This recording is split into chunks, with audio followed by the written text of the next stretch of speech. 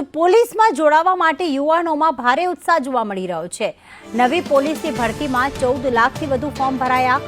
નવી પોલીસ ભરતી માટે અત્યાર સુધી 14,28,546 ફોર્મ ભરાયા છે। પીએસઆઈ અને એલઆરડી માટે 13,591 જગ્યા માટે 14 લાખથી પણ વધુ ફોર્મ ભરાયા છે। જાન્યુઆરી મહિનાના અંતે દોડનું પણ આયોજન કરવામાં આવશે। હિરેન 13,000ની ભરતી અને 14 લાખ ફોર્મ ભરાયા એ બતાવે છે કે પોલીસમાં જોડાવા માટે અત્યારના યુવાનોને કેટલો ઉત્સાહ છે। શું વિગતો સામે આવી આંકડાકીય માહિતી અંગે?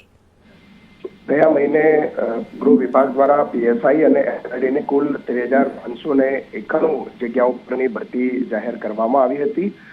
15 દિવસ જેટલા સમયમાં આ જે ફોર્મ ભરાયા છે એમાં 14,28,546 અરજીઓ આવી છે। આમાંથી કન્ફર્મેશન અરજીઓ અને એ અરજીઓ ફાઇનલ કર્યા પછી જાન્યુઆરી મહિનાના અંતમાં શારીરિક કસોટી લેવામાં આવશે। સ્વાભાવિક રીતે આ ખાખીનો જે પ્રેમ છે અથવા તો પોલીસમાં જોડાવા માટે અને સરકારી નોકરી પણ મળતી હોય છે એટલા માટે આ એક ક્રેઝ જોવા મળી રહ્યો છે।